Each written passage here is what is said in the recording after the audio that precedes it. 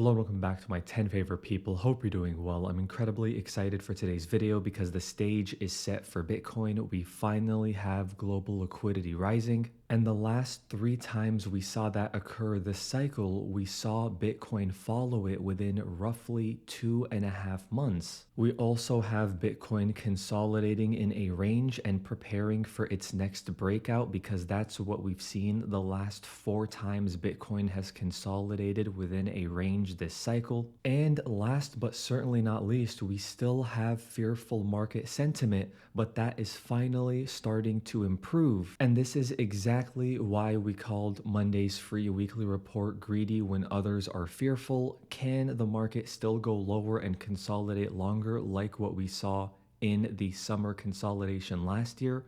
Of course, that's a possibility, but this is the exact backdrop we want to see for this cycle to not be over and still see Bitcoin put in new highs late Q1, early Q2, or even see an extended consolidation before a rally into late Q3, early Q4 of this year. And speaking of the free weekly report, I will be traveling over the next week and a half and I won't be able to make YouTube videos, so I'll make sure to get the free weekly report out on Mondays while I'm gone, and I'll still make sure to put out daily market updates on X because I won't be able to make videos. So we'll see if global liquidity continues its ascent higher like it has in the past throughout this cycle. Of course, it can still roll over and that would be very concerning for Bitcoin, but as of right now, there's a lot of reasons to be optimistic over the next few weeks. A lot of this increase in global liquidity has been thanks to a drop in the US dollar index, and it's now retesting its 20-week moving average at the bottom of our risk-off region.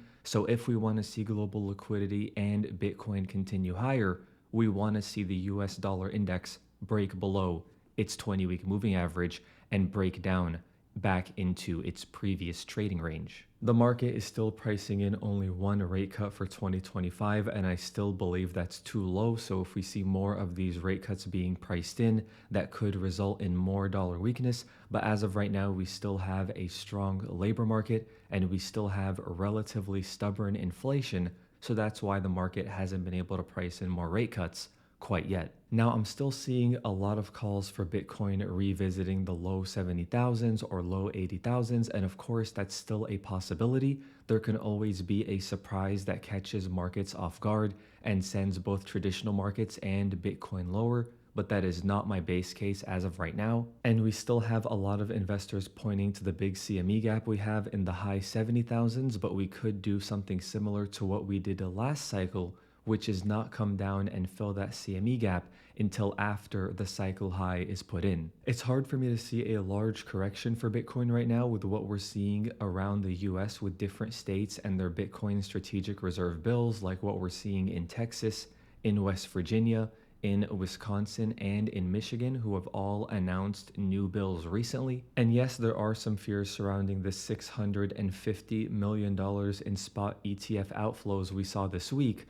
but when you compare that to the inflows we've seen over the past few weeks, investors taking some profits and taking some money out of the ETFs really isn't that concerning for me in the short to medium term. So my base case remains that Bitcoin will continue to grind higher. Could there be a pullback? Of course. Could there be something that catches everyone off guard and causes a big shakeout? Of course, but those aren't the most likely outcomes from this point forward, in my opinion. As for my portfolio, no changes since my last video. I tend to make them on Sundays after seeing Bitcoin's weekly close when the market is nice and calm. I still slowly want to work my way towards a market cap weighting of the top 10 assets in this asset class, which means I am still quite a bit Solana heavy. So I want to diversify that a little bit, especially with how much we've seen Solana go up since the bear market lows. But I still remain pretty optimistic on altcoins based on the sentiment I'm seeing around the market and how people are calling for there to never be an alt season again,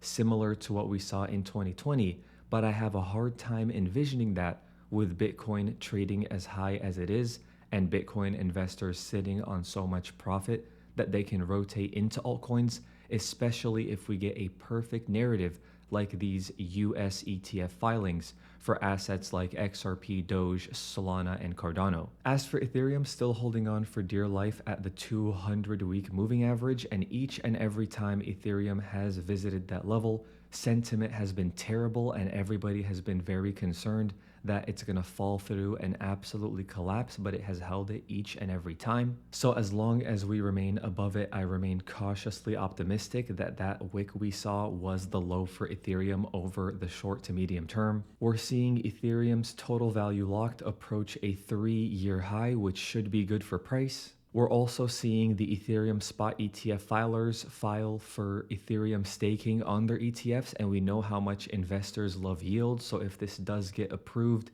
this could be great for Ethereum ETF inflows. We're finally seeing Ethereum developers agree that they have to speed up the roadmap because of competition from other chains like Solana. And speaking of Solana, it has been struggling recently ever since that blow off top surrounding the Trump meme coin launch. We really want to see it close above its 20-week moving average here and not lose it. And the line in the sand that we really do not want to see it go below is the 50-week moving average that it has held as support this entire cycle. And this is another one of the reasons why I feel comfortable diversifying a little bit, because compared to the 3% market cap weighting of Solana, my portfolio is closer to 10% because of how much it's gone up since the bear market. So we'll see what happens. I'm still optimistic on Solana and Ethereum's future, but a lot of their price action in the short to medium term is going to end up depending on what Bitcoin decides to do. As for traditional markets, the S&P 500 is still chopping around, but it looks to be approaching a breakout finally. And this is also a perfect backdrop for Bitcoin if we do end up seeing the S&P 500 break out of this cup and handle structure. What we've seen this cycle is eventually Bitcoin tends to follow the S&P 500 to the upside as long as we have that solid foundation in the macro backdrop. And I remain bullish risk assets in the short to medium term because we're still seeing huge deficits from the federal government. We are now 58% above how large the federal deficit was by this point last year. So this trend of an ever increasing federal deficit is only getting worse. And if the national debt continues to increase, I expect that to get monetized and increase the money supply as well, which keeps me bullish on assets like the S&P 500 in the long term and bullish on fixed supply assets like Bitcoin in the long term as well. But anyway, let me know what you expect. Is the stage set for Bitcoin now that we have global liquidity rising, Bitcoin consolidating, and sentiment starting to turn around? The future does look bright in my opinion, but as always, thank you so much for the support on the recent videos. Thank you so much for watching, and I'll talk to you soon.